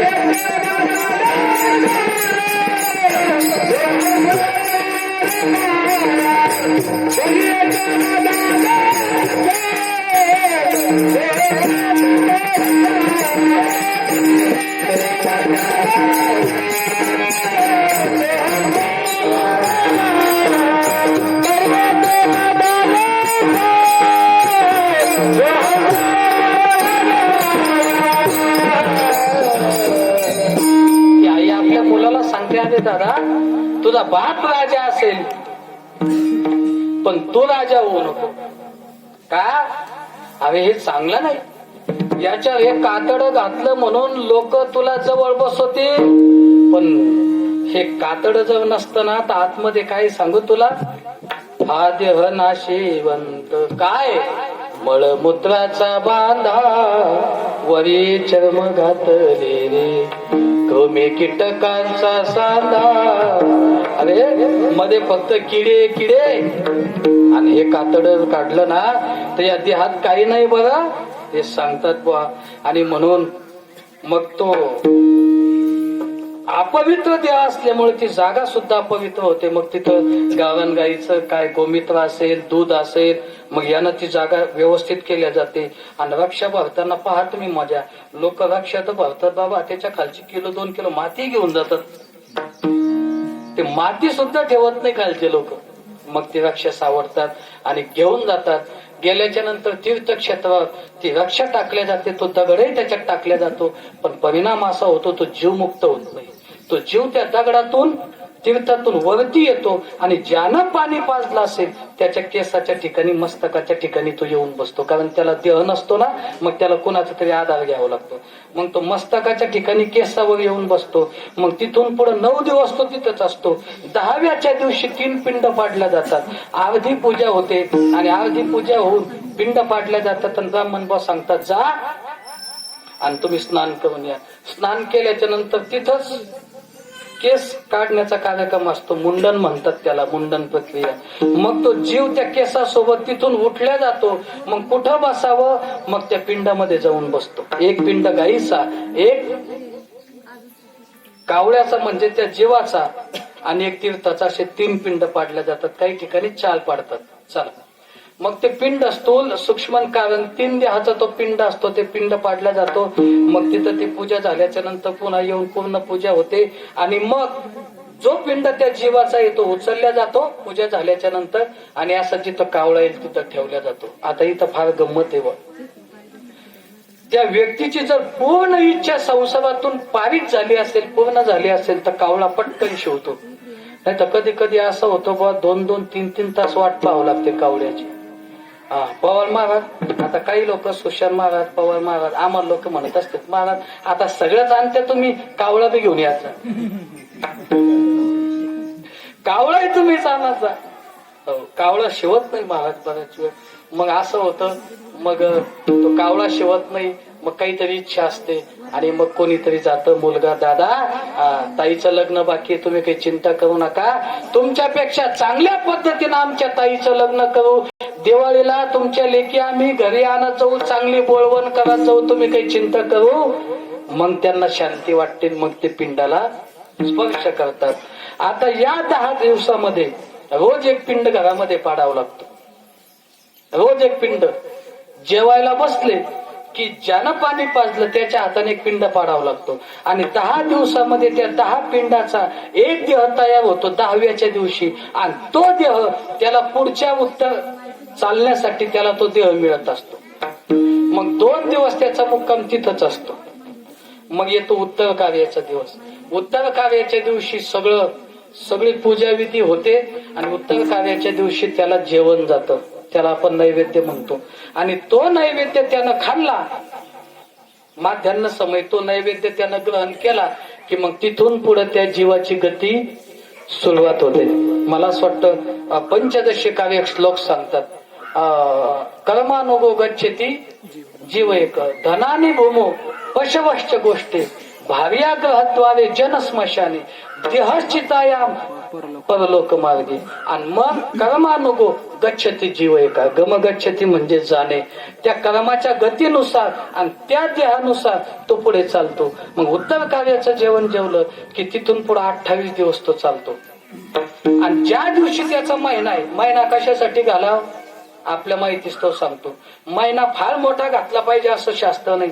तुम्ही फक्त एक पित्तर 2 लोक जेवले तरी तो महिना झाला. मग 16 प्रकारचे गावं लागतात बा. आता इतका वेळ नाही माझ्याकडे. 16 प्रकारचे गावं लागतात त्याला जाण्यासाठी. आणि मग 16 प्रकारच्या गावातून 11 महिने त्याचा प्रवास असतो. 12 महिने मग 1 महिना किती कष्ट असतात चालण्यासाठी सांगू. त्याच्या पायामध्ये चपला नसतात. जो रस्ता असतो ना बा, तो रस्ता त्याच्या जीवनाच्या कार्यानं मलिन झाला. त्याचं जर जीवन कार्य चांगलं नसेल तर फार फार त्रास होतो. कधी जर कोणाला दान दिलं नसन, कधी जर एखाद्या चांगल्या मंदिराला, एखाद्या संस्थेला, एखादी कुठंतरी काही दिलं नसन, अन्नदान नसन, घरात 2 लोक जेवले नसतील, आलेल्याला चहा पाणी नसन, असा जर एखादी जीव गेला ना त्याला फार त्रास होतो बा. रक्ताळलेल्या पायानं चालावं लागतं. मोठे मोठे दगड पायात घुसत असतात. असं सांगतात की 11 सूर्य त्याच्या डोक्यावर चालतात. किती? 11 सूर्य त्याच्या डोक्यावर चालतात. म्हणून पहा तुम्ही, उत्तर कार्याच्या दिवशी छत्री देतो आपण, दान. व्यवस्था असेल तर काठी देतो. हे त्याच्यासाठी, बाबा इथं दान दिलं तुम्हाला तिथं मिळेल. काही लोक इथं डोकं लावतील, महाराज मग इथं दान दिलं तिथं मिळेल का? होऊ शकते ना शंका निर्माण. शंका निर्माण होऊ शकते, पण शंका निरसन करायचं ना जाताना माझ्याकडून कार्ड घेऊन घ्या संस्थेचं. आणि काही नका 1-2 हजाराची नोट घ्या, आपल्या एखाद्या पाकिटात टाका. साध्या पाकिटात टाकलं चालतं, त्याच्यावर फक्त माझं नाव टाका. मला नका देऊ, माझं नाव टाका आणि माझा पत्ता टाका संस्थेचा. पोस्ट बॉक्स असेल ना तुमच्या गावात, पोस्टात नेऊन टाकून द्या. सांगू नका कोणाला दे, नाही फक्त पोस्टात नेऊन टाका. कोणाला भेटन ते मी फोन करतोच तुम्हाला भेटलं तर. ज्याला शंका असेल त्यानं करून पहा. जर इथं टाकलेली 2 हजाराची नोट जर पुण्याला भेटत असेल, मग आपण केलेलं त्यांच्या नावानं त्यांना भेटत नसेल का? कारण संत हे पोस्ट ऑफिस आहे. संतांचा अभंग हा पोस्ट ऑफिस आहे. आणि त्या पोस्ट ऑफिस मध्ये ही कीर्तन उपसेवा आपल्याला त्यांच्या नावानं टाकायची. आणि एकदा संतरूपी पोस्टाच्या त्या खात्यामध्ये ही पडली सेवा की आपोआप ती सेवा तिथे भेटणार आहे. विठाला विठाला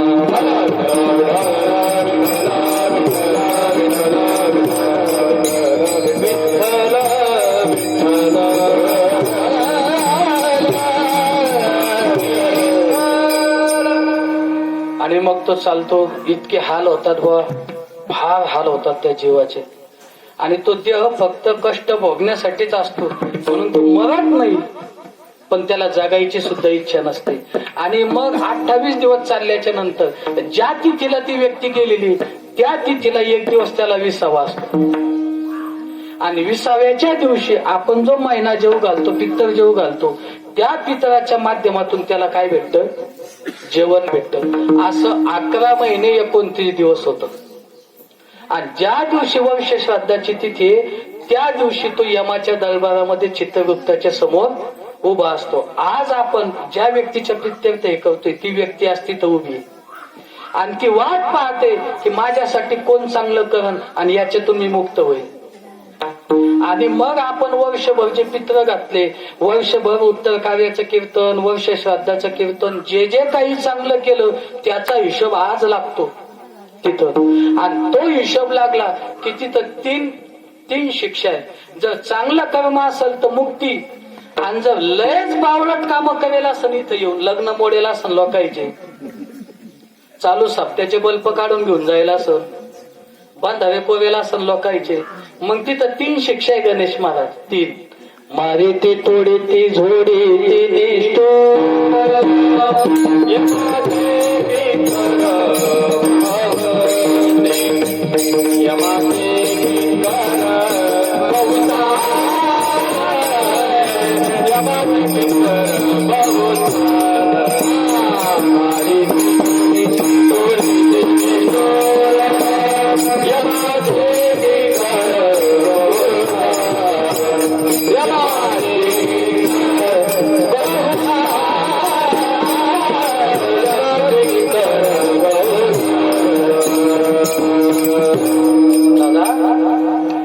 तिथं 3 शिक्षा आहे. ठीक आहे, तिथं 3 शिक्षा आहे. मारेती, तोडीती, जोडीती. मारेती समाजात जर नुसतं शिव्या देत असं, चांगला माणूस दिसल्यावर बैलाकडं मारका बैल कसा पाहतो तसा जर एखादी धोतरावाला दिसल्यावर त्यानं जर असं मारका बैला सारखं पाहिलं असल्यावर तर मारेती. मग यम मारतो. कसा मारतो? असा मारतो बा, कपडे फाटोस तर मारतो पण मरू देत नाही. मारेती. तोडीती समाजामध्ये चांगल्या कामाला विरोध केला असेल, समाजामध्ये साधू संतांची निंदा केली असन, नाही संत कीर्ती श्रवणी आली, नाही सेवा घडी, असा जर असन तर मग दुसरी शिक्षा तोडीती कशी? ऊस तोडताना पाहिले बाबा कधी? ऊस तोडताना वा कैलास बाबा असा ऊस पकडतात लोक आणि असा काटकन तोडतात. तसा तो जीव यम असे दोन्हीकडून दोन पकडतात आणि असं काटकन त्या जीवाला तोडतात. मरण प्राय यातना होती, पण तो देह शिक्षा भोगण्यासाठीच असतो म्हणून मरत नाही, तोडीती. आणि तिसरी शिक्षा लय खतरनाक आहे बाबा. आमचे राऊत महाराज सांगतात एका वेळेला ह्या 2 शिक्षा पुरळल्या रे भाऊ, पण जोडीती अशी म्हटले. मग म्हणले महाराज जोडीती नेमकी कशी जोडीती? जोडीती म्हणजे तुम्हाला जर जोडीती कशाला म्हणतात ते पाहायचं. इथं चिचाचं झाड आहे का कुठं आसपास? चिचा झाड हा जोडळ पाहिजे. चीज जोडळ जोडायच्या आधी दिसते चीज, जोडायच्या आधी चीच अशी दिसते बाबा हिरवी गार. हा लांबून लोक म्हणतात त्या चिचेच्या झाडाखाली चाला. आणि जोडळ पा कुठून कुठून पाणी गळत चिचाचं ते चिचालाही कळत नाही. विठाला विठाला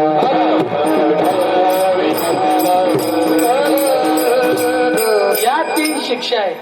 आणि या 3 शिक्षा या जीवाला होऊ नये म्हणून वंश श्राद्धाचं कीर्तन आहे, तुकोबार आहे का हो. मग तुमचं कसं झालं? त्यावेळेस भागीरथीला सांगतात बाई माझं सगळं चांगलं झालं, मी चांगलं काम केलं, माझ्या घरच्यांनी माझ्यासाठी चांगलं केलं, माझं वंश श्राद्ध चांगलं झालं आणि म्हणून तुला सांगू शेवट तो भला.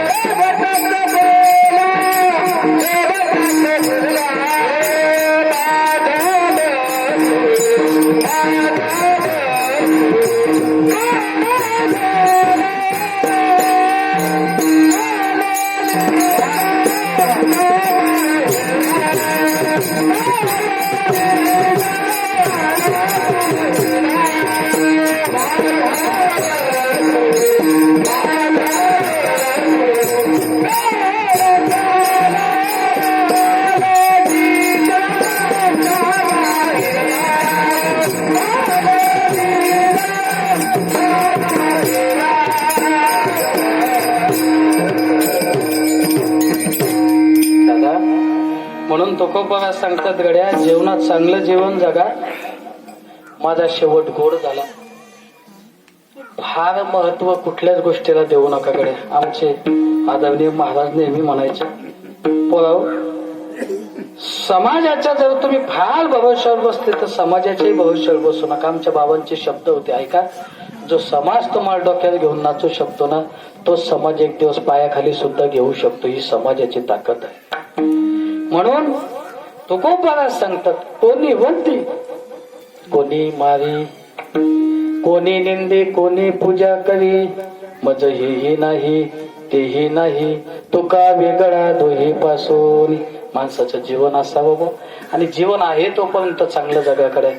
गेल्याच्या नंतर सगळेच लोक चांगले म्हणणार, गेल्याच्या नंतर सगळेच लोक चांगले म्हणतात. ज्यांचा आयुष्यात कधी संबंध आला नाही ते सुद्धा लोक चांगले म्हणतात. पण जाता जाता सांगून जाईल लोक तोंडावर तर चांगले म्हणतील यात नवल नाही, पण पाठीमागा लोकांनी चांगलं म्हटलं पाहिजे असं काहीतरी करा, असं काहीतरी करा. नाही तर लोक सांगू तुम्हाला महाराज तुमच्यासारखं कीर्तन आता लोक ऐकलं नाही, तुमच्यासारखं कीर्तन आता लोक ऐकलं नाही. काय तुमचे साऊंड सिस्टम, काय तुमचे पोरं, काय तुमचे गायक वादक पकवाजे, काय पाहायचंच काम नाही. आणि आपण बाजूला गेलो त्याला काय अक्कल आहे? ही समाजाची रिअल फॅट, ही समाजाची पद्धत आहे दादा. म्हणून समाज चांगलं म्हणावं म्हणून काही गोष्टी करू नका गड्या. आणि परमार्थ जर करत असेल तर समाजाकडे पाहून करू नका. परमार्थ स्वतःसाठी आहे, स्वतःसाठी परमार्थ करा. लोकांना दाखवण्यासाठी परमार्थ करू नका. कोणीतरी चांगलं कीर्तनकार म्हणून, वादक म्हणून, टाळकरी म्हणून, गायक याच्यासाठी परमार्थ करू नका. परमार्थ करायचा असेल तर आपल्या जीवनाची मुक्ती कशी होईल आणि आपली जीवनाची धन्यता कशी मिळेल. उत्तमचे बोले कीर्ती मागे, उत्तमचे बोले कीर्ती मागे, उत्तमचे बोले कीर्ती मागे, उत्तमचे बोले कीर्ती मागे.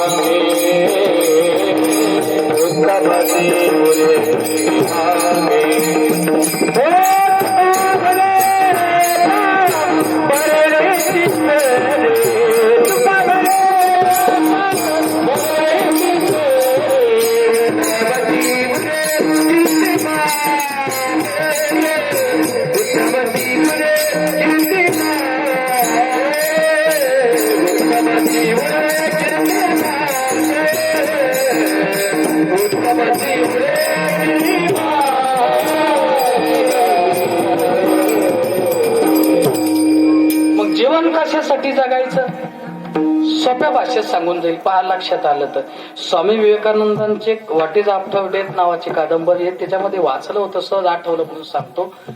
जीवन कसं व्यतीत करा. मनी इज अ वेस्ट, त्यांचं वाक्य जशास तसं सांगतो, मराठी अनुवाद नंतर करतो.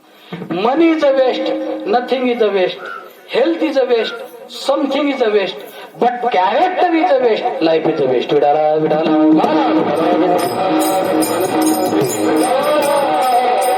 मराठी अनुवाद आहे का. महाराज स्वामी विवेकानंद सांगतात, तुमच्या जीवनातला पैसा गेला, काही नाही गेलं, आज गेला उद्या कमवता येईल, काही नवल नाही. Health is a waste, something is a waste. माणसाच्या तब्येतीला जर शरीराला काही रोग लागला तर समजावं आपलं अर्ध आयुष्य फुकट गेलं. पण समोरचा फार शेवटचा जो पॉइंट आहे ना, नोटीस दिस पॉइंट, त्याला अंडरलाईन करा त्या वाक्याला, पुढच्या मी सांगणाऱ्या वाक्याला, की character is a waste, life is a waste. तुमचं कॅरेक्टर नाम चारित्र्य नावाच्या गोष्टीला जर धक्का लागला, समजावं तुमचं आयुष्य संपलं. विडाला विडाला. आणि ही गोष्ट ज्यांनी सांभाळली त्यांचा शेवट गोड झाला. जाई होतो माते न करी सायास, आम्ही विष्णुदास तैसे नोहे. आणि म्हणून मला असं वाटतं तुकोबाव्यांचा शेवट गोड झाला असावा. आणि त्याच पद्धतीनं कैलासवासी कासाबाई बापूराव पवार या आजीचा सुद्धा, या माईचा सुद्धा शेवट आपण या ठिकाणी गोड करतोय. त्या सुद्धा तिथून म्हणत असतील, पोराहो अरे फार सेवा केली गड्या, पण गेल्याच्या नंतर सुद्धा फार चांगल्या पद्धतीनं मला वाटी लावलं बरं. आणि सांगू, वाटी लावणं फार महत्वाचं असतं. म्हणून लोक पहा, पाहुण्याजवळ 10 तास नाही बसता आलं तर चालतं, पण पाहुणा ज्या वेळेला जाईल ना, अख्खं घर त्याला वाटी लावायला असतं. वाटी लावणं फार महत्वाचं असतं. ती माय सुद्धा तिथून आशीर्वाद देत असतील, गड्या तुम्ही माझ्यासाठी केलं ना, अरे आशीर्वाद देते तुम्हाला. आयुष्यात कधी तुम्हाला धनाची अडचण येणार नाही, आयुष्यात कधी तुमच्या घरात संस्काराची अडचण येणार नाही. आणि म्हणून आजचा हा कार्यक्रम आहे, या सगळ्या माध्यमातून आपल्याला त्या आईच्या ठिकाणी एक छोटीशी श्रद्धांजली व्हायची. माझं कीर्तन या ठिकाणी मी शब्द माझे आटोपतो घेतो. एक 5 मिनिटामध्ये माय काय असते एवढं आपल्या समोर मांडेन आणि माझी सेवा या ठिकाणी आटोपती घेईन. विठोबा रखुबा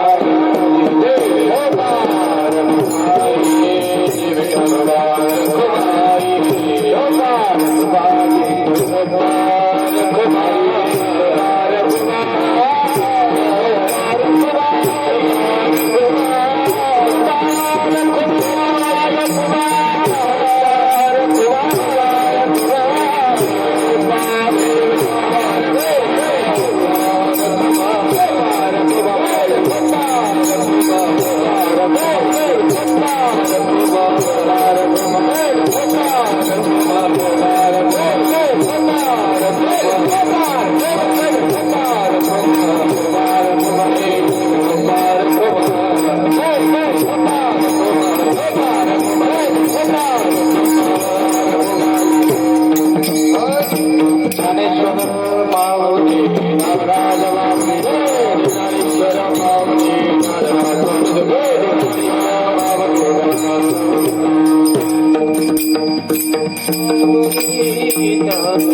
धन्यवाद देईल मी या पवार कुटुंबाला. आपण आपल्या आईची स्मृती आपल्या हृदयात एक वंश तेवत ठेवली दादा. आताचा काळ इतका धकाधकीचा आहे बा, कोणी कोणासाठी इतके दिवस करत नसतं बरं. काही ठिकाणी तर असे अनुभव आले आम्हाला. हा, आमच्या गुरुजीने एकदा दृष्टांत सांगितला होता आळंदीमध्ये. फार एक प्रसिद्ध व्यापारी होता म्हटलं, कंपनी मालक. आणि मग त्याच्या वडिलाचं उत्तर कार्य होतं. मग त्यानं त्या पियेला सांगितलं म्हणे माझं तर काही जमायचं नाही, तो असकत एखाद्या ब्राह्मणाला एखादी देऊन टाक म्हणे उक्त, त्याला काय जे सामान गिमान लागतं सगळं. त्यानं फोन लावला ब्राह्मण काकाला, या तिथेला उत्तर कार्य. त्यानं काही अडचणी करून घेऊ, सामान लिहून देतो. ते म्हणले लिहून नका देऊ, एकदा सांगा 21 देऊ का 11 देऊ, आणि सगळं तुम्हीच करून घ्या. ते म्हणले काय अडचण नाही बा. मग त्यानं सगळं साहित्य सगळं आणलं. पूजा झाली, पवन महाराज पूजा झाली. आणि जेव्हा ते मुंडन करायचं काम आलं, मुंडन 10व्या दिवशी त्या यजमानाला आवाज दिला ब्राह्मणाने, चला यजमान कोण आहे चला. तिथं कोणीच नव्हतं ना, तो पिये पळत पळत आला. ते बाबा काय झालं? अहो म्हणे यजमानाला बोलवा. यजमान कशाला? अहो म्हणले मुंडन करावं लागतं. मग ते तुम्ही पैसे कशात गेले? म्हणजे याच्या बापाचं मुंडन कोण करायचं? ब्राह्मणानं. म्हणजे एवढा सुद्धा वेळ समाजामध्ये आता राहिला. मी अभिमानानं सांगतो महाराज, लोक म्हणत असतात बुवा औरंगाबादला सिटी आहे, सिटीमध्ये सगळे, पण जाता जाता सांगेल बरं, जे आमच्या खेड्यानं सांभाळलं आणि जे आमची संस्कृती खेड्याने जपली ते आजही शहरानं जपली नाही. हो, किती वृद्ध मायबाप असू द्या, भांडणं होत असतील रोज, पण मायबाप पोरच सांभाळतात. हो, वृद्धाश्रमात जर पाहिले ना, वकील, डॉक्टर, कारखानदार, पण या काही शेतकऱ्याच्या या वृद्धाश्रमात पाहिले ना बरं, हे आमचा मोठेपणा आहे. आणि सांगू तुम्हाला, आमच्या वारकरी शिक्षण संस्था हे बी चालत असं ही शेतकऱ्याचीच देण आहे ना बाबा. आम्हाला कुठल्याच कारखानदारानं कधी पैसे दिले नाही, कुठल्याच कारखानदारानं कधी गहू दिले नाही. पण एखाद्या खेडेगावात जर गेलं ना महाराज, की गाडीचे पाटे तुटोस तर महाराज डांगरे जा घेऊन, महाराज काकडे आहे जा घेऊन, हे फक्त शेतकरीच करू जाणे बा. आणि म्हणून हे सगळं पवार कुटुंबीय, सगळ्या शेतकरी वर्ग असून सुद्धा, एवढ्या धावपळीचं जीवन असून सुद्धा हा सगळा कार्यक्रम करतोय. आणि का करावा दादा? कारण जे गेले ना ते कोणी साधं सुद्धा नव्हतं. आमची माय गेली. माय, आणि माय कोण असते सांगू तुम्हाला, जीवनामध्ये जास्त नाही बा, सगळ्यात मोठे सगळ्यात मोठे नाते बाजूला, आणि माय आणि बाप हे नाते बाजूला. किती मोठे जीवनात कष्ट केले असतील, किती कष्ट केले असतील बा. 72चा दुष्काळ तर आपण पाहिला नाही, पण ज्यांनी पाहिले ना ते आमचे मायबाप आहे. लाल नाचण्याच्या भाकरी खाल्ल्या या म्हाताऱ्यानं, लाल नाचण्याच्या पोळ्या भाकरी खाल्ल्या आमच्या मायनं, पण कधी पोरं उपाशी झोपू दिले नाही. एकच भाकर होती पाठीत पडलेली, एकच भाकर, आणि एक भाकर पाहिली. बापानं मायकडे पाहिलं आणि मायनं बापाकडे पाहिलं. 2 पोरायला भाकर खाऊ घालते का आपण खाते? दिवसभर काम करून आलोय, पोटामध्ये कावळे वळडायला लागले. आपल्याला तर भाकरीची गरज आहे, पण आपल्यापेक्षा पोरांना याची गरज आहे.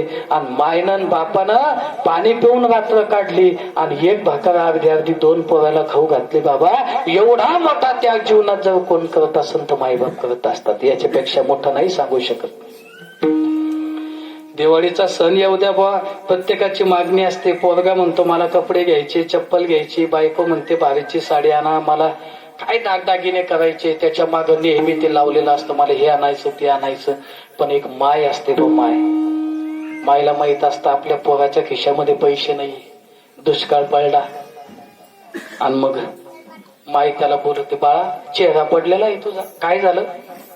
तो म्हणत असतो, माय अगं कर्ज 15-20 हजार रुपयाचं कर्ज झालं, टाकलं, पण पाणी पाऊस पडला नाही, दुष्काळाचं वातावरण आहे, आता 10,000 रुपये कुठून आणू आणि कसे कपडे घेऊ? त्यावेळेस ती माय असते बा, ती माय आतल्या खोलीत नेते त्या पोराच्या हाताला धरून, चा तो रडू नको बरं, मी आहे ना. आणि जोपर्यंत ती माय जिवंत तोपर्यंत त्या डोळ्यात अश्रू नाही पाहू शकत. माय म्हणते आतल्या खोलीत नेते, कोणालाच माहित नसते बा, असे उतवंड्या बसलेले असतात 10-5. म्हातारी एक एक एक एक एक एक उतरंडी खाली घेते. पोरगा फक्त खाली मान खालून बसलेला असतो बस. खालच्या खालच्या त्या घागरीतून ते पुतळ बाहेर काढते. त्याला 2-4 पन्न्या, 2-4 कपडे, मग मध्ये पिशी, आणि मग पिशीतून 500च्या 5-6 नोटा काढते, 100च्या. अशा चोळामोळा झालेल्या असतात, त्या चोळामोळा झालेल्या असतात. आणि मग ती काढते आणि पोराच्या हातात देते आणि पोराला सांगते, भाऊ एवढे पैसे घे.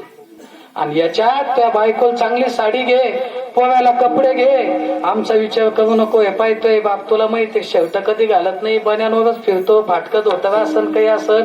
आणि मला त्या बहिणीनं मला आत्ताच चांगली लुगडं घेतलं, आम्हाला कपडे घेऊ नको. अरे तू सुखात असला तर आम्ही सुखातच आहे, कशाला आम्हाला कपडे घेतो. पण हे पाय, तुझी बायको नाराज झाले नाही पाहिजे, घरात भांडणं झाले नाही पाहिजे, सणासुदीचा दिवस आहे. तो आपला पंच सांभाळ. आणि त्या सोळा मोळा केलेले ते पैसे हातात येतात ना, तर तो पोरगा ढसा ढसा तिच्या मांडीवर डोकं ठेवून रडते, आई अगं सगळा संसार तुमचा दुःखात गेला आणि आज मी तुम्हाला कपडे घ्यायला पाहिजे तर कपडे घ्यायला माय तो पैसे देते. तो कोणचे पैसे दिले? जे तुला भेटायला आले त्यानं कोणा 50 दिले असेल, कोणा 10 दिले असेल. माय अगं हे पैसे तुझ्याकडे पडेल असेल तर माझा शेतकरी मामला आहे, माझ्याकडे पैसे नसतात पण हे दवाखान्याला काम आले असते ना. ती माय त्याच्या चेहऱ्यानं हात फिरवते सांगते, बाळा तुला सांगू, जर 5,000 रुपये माझे पडलेले आणि माझा पोरगा जर 2,000साठी जर लोकांच्या दारात भीक मागत असेल ना, तर कोणचीच माया असे नाही की जे 5,000 रुपये बाजूला झाकून ठेवून गड्या म्हणून हे पैसे घे. आणि एवढा मोठा उदात्त अंतःकरण जर असेल ना, ते फक्त आई बापाच आहे. आई माझे माईचा सागर दिला तिने जीवनाधार. आई माझी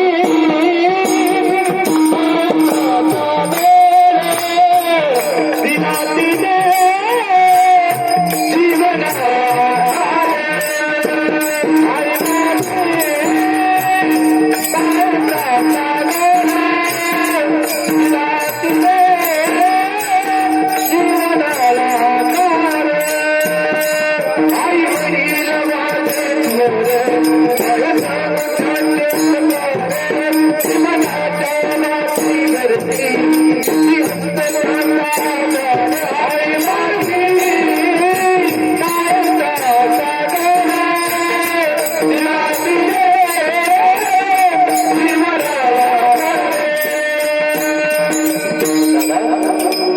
होती आई.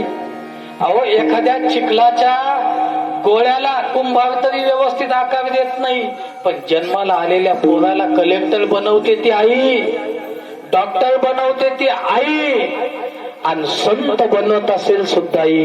छत्रपती शिवाजी महाराज घडले असतील, दादोजी कोंडदेव नंतर, तुकोबाराय नंतर, पण जिजाऊ आईसाहेब अगोदर. म्हणून दादा जिजाऊ आईसाहेब होती म्हणून छत्रपती शिवाजी महाराज घडले. ही आई असते दादा, आई असते. सांगू, जीवनातला बाप गेला, आपल्या जीवनातला बाप गेला की समजायचं सामर्थ्य गेलं, आणि पोरीच्या जीवनातला बाप गेला, आई गेली की समजायचं माहेरचा सागर संपला. रक्षाबंधनचा दिवस येऊ द्या. रक्षाबंधनचा दिवस आला ना, दुसऱ्या दिवशी रक्षाबंधन आहे बा. आई आता 22-23 ला काहीतरी. जी आई आहे ना तिची आजपासून तळमळ आहे. दादा ताईला फोन लावला, फोन लाव तिला, बोलव. आता याला माहित असतं आपल्या खिशात पैसेच नाही, बोलावून काय करता. पण ती माय असते बरं, ती माय असते. आणि त्याला म्हणते फोन लाव. त्यानं जर नाही लावला ना, शेजाऱ्याकडे जाते माय, आणि शेजाऱ्याच्या फोनहून आदल्या दिवशी फोन लावते, बाई तुझ्या दादाला शेतामुळे काही गडबड नाही बरं, वेळ नाही बरं, तू उद्या येऊन जाय. आणि ती जेव्हा येते ना बा, दोघं माईले की गळ्यात पडून इतकं रडतात की त्या दिवशी त्या मुलीला असं वाटतं मला देव भेटला, आणि आईला असं वाटतं की मला माझी चंद्रभागा भेटली. बस हेच प्रेम आई वडिलांचं असतं. आणि तीच आई या कुटुंबाची गेली. दादा भगवंताच्या चरणी एकच अपेक्षा व्यक्त करीन की त्या आईला त्यांच्या योग्य प्रारब्धानुसार या कीर्तनाच्या माध्यमातून, अन्नदानाच्या माध्यमातून, काही सेवेच्या माध्यमातून जे काही पुण्य निर्माण झालं असेल, या पुण्याच्या माध्यमातून त्यांना योग्य ती जागा मिळावी आणि तो देव देईल अशी अपेक्षा व्यक्त करतो. शेवटची श्रद्धांजली म्हणून 2 मिनिटं तुकाराम तुकाराम आणि त्यानंतर कीर्तनाची सांगता. तुकाराम